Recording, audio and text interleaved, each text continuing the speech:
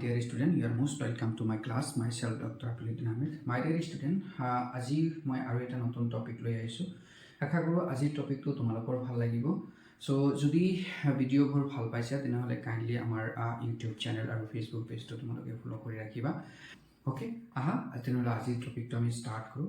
Okay, বা equality of মেট্ৰিক্সৰ বিষয়ে আলোচনা কৰিম। মন কৰিবা যে ইকুৱেলিটি অফ মেট্ৰিক্স একদম ইজি, যে দুটা মেট্ৰিক্সক আমি সাপোজ ধৰা এ এটা মেট্ৰিক্স আছে, বি এটা মেট্ৰিক্স আছে, এই দুটা মেট্ৰিক্সক আমি ইকুৱেল বুলি ক'ম যদি এইটো প্ৰথম আৰু সেকেন্ড এই দুটা মেট্ৰিক্সৰে অৰ্ডাৰ কি হয় সেম হয়। This is the first condition, যে মেট্ৰিক্স দুটা সমান হ'বলৈ হ'লে সিহঁতৰ অৰ্ডাৰ দুটা কি হ'ব লাগিব, সমান হ'ব লাগিব। And second condition is that সিহঁতৰ কৰস্পন্ডিং এলিমেন্টস কি হ'ব লাগিব, সেম হ'ব লাগিব। কৰস্পন্ডিং এলিমেন্টস কি হ'ব লাগিব, সেম হ'ব লাগিব। তাৰ মানে সাপোজ ধৰা এটা মেট্ৰিক্স মই ইয়াতে লৈছো, suppose x y alpha beta, আৰু এটা মেট্ৰিক্স মই লৈছো suppose a b p q, right? তো এই দুটা মেট্ৰিক্স, এইটো এটা মেট্ৰিক্স, এইফালে এটা মেট্ৰিক্স, এই দুটা মেট্ৰিক্সক আমি সমান বুলি ক'ম যদি সিহঁতৰ অৰ্ডাৰ সেম হয়। ফাৰ্স্ট কন্ডিশন হ'ব লাগিব। আৰু এটা কন্ডিশন আছে, কিন্তু তো ফাৰ্স্ট কন্ডিশন দেখাচোন স্যাটিসফাই হৈছে নে? ইয়েস হৈছে। এইটো কিমান এইটো 2/2, এইটো 2/2, তাৰ মানে 2/2, তাৰ মানে অৰ্ডাৰ দুটা সেম হৈছে। এতিয়া সিহঁতক ইকুৱেল বুলি ক'ব পাৰিম যদি আৰু যদিহে কি হয়, এই যে প্ৰথম এলিমেন্ট ইয়াৰ এইটো 1 পজিশনত থকা এলিমেন্ট সেম হয়, যদি এই যে x ৰ মান যদি কি হয়, a হয়। তাৰ পিছত এই যে y ঠাইত কি আছে, ইয়াতে b আছে, তাৰ মানে এই যে y ঠাইত b এইটো সমান হ'ব লাগিব। এগেইন যে আলফাৰ ঠাইত কি হ'ব লাগিব, p হ'ব লাগিব। আলফা ইকুৱেল টু p হ'ব লাগিব, আৰু এই বিটাৰ ঠাইত কি হ'ব লাগিব, q হ'ব লাগিব। বিটাৰ ঠাইত q হ'ব লাগিব। যদি এইবিলাক হয়, then only we call these a and b, these two matrices are equal.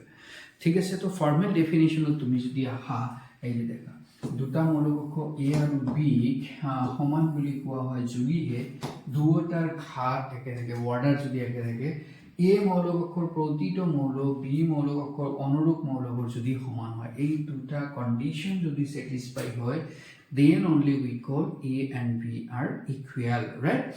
Similarly, English dekha definition to keneke dua hoise, two matrix A and B are said to be equal if ki hoy they have the same order. First condition. And the second condition is that their corresponding elements are equal. So the corresponding elements are also equal hoy, then ami ki kom matrix duta ki ase, equal ase. Thik ase? To etia এই যে equality of মেট্ৰিক্সেছ আছে নহয়, এই equality of মেট্ৰিক্সেছ processor পৰা কিন্তু আমাক কি হয়, প্ৰপাৰ্টিজৰ পৰা কেতিয়াবা আমাক কোশ্চিন আহিব পাৰে। ফৰ এক্সাম্পল ধৰা এইটোৱে সাপোজ দি দিছে কোশ্চিন, এনেকৈ মই কোশ্চিন আকাৰতে এইটো লিখিছোঁ, লিখি দি আছোঁ ৰ'বা, যে আমাক এনেকুৱা যদি দি দিয়ে কোশ্চিনটো, আমাক এনেকুৱা আহিল, মই এনেকুৱা আহিল। সাপোজ আমাৰ কোশ্চিনটো হ'ল এনেকুৱা, যে ইফ এইটো সমান সমান এইটো, যদি এইটো সমান সমান এইটো হয়, then x y alpha beta a b p q ইহঁতৰ মাজৰ ৰিলেশ্যন কেনেকুৱা হ'ব। তো সিম্পলি এইটো x ৰ সমান a হ'ব, y ৰ সমান b হ'ব, বিটাৰ সমান q হ'ব, আলফাৰ সমান p হ'ব, নহয় জানো? So this will be the relation. So এনেকুৱা এটা কৰি এইটো দিয়া আছে, আমাক কৈছে ওলাই দিয়া, বা আমাক কেতিয়াবা কেনেকুৱা আহিব জানা, এনেকুৱা টাইপৰ আহিব, যে সাপোজ ধৰা এনেকুৱা টাইপ দুটা মেট্ৰিক্স দিয়া থাকিব, x -1 -3 y, ইফালে দিয়া থাকিব তোমাৰ কি জানা, 0 -1 -3 5 দিয়া থাকিব। আমাক ক'লে ইয়াৰ পৰা x আৰু y মান উলিওৱা। সো ডেফিনেটলি x ৰ মান কিমান হ'ব, কোৱাচোন? x ৰ মান 0 হ'ব, y ঠাইত ইয়াতে কিমান দিয়া আছে, 5, তো y মান হ'ব 5। সো এনেকুৱা দিয়া থাকিব, আমাক ক'ব এই যে এনেকুৱা টাইপৰ মিছিং নাম্বাৰ দিয়া থাকিব, এলিমেন্টছ দিয়া থাকিব, সেইবিলাক আমাক ওলাব লাগিব। বুজি পালা? সো ভেৰি ইজি আৰু ইউজফুল হয় এই ইকুৱেলিটি অফ মেট্ৰিক্সেছ কনচেপ্টটো। ঠিক আছে, সো আশা ষ্টুডেণ্ট আজিৰ কাৰণে এইখিনিয়ে। হোপ তোমালোকে আজি ক্লাছটো বহুত ভাল পাইছা। যদি ভাল পাইছা তেনেহ'লে কাইণ্ডলি আমাৰ ইউটিউব চেনেল আৰু ফেচবুক পেজটো ফলো কৰি ৰাখিবা। আৰু যদি তোমালোকৰ কোনোবাই যদি আমাৰ ৰেগুলাৰ লাইভ ক্লাছেছবিলাক জইন কৰিব খোজা, তেনেহ'লে আমাৰ ভিডিঅ' ডিছক্ৰিপশ্যনত চাবা, আমাৰ টেলিগ্ৰাম চেনেলৰ লিংক দিয়া আছে, আমাৰ টেলিগ্ৰাম চেনেলত জইন কৰিবা।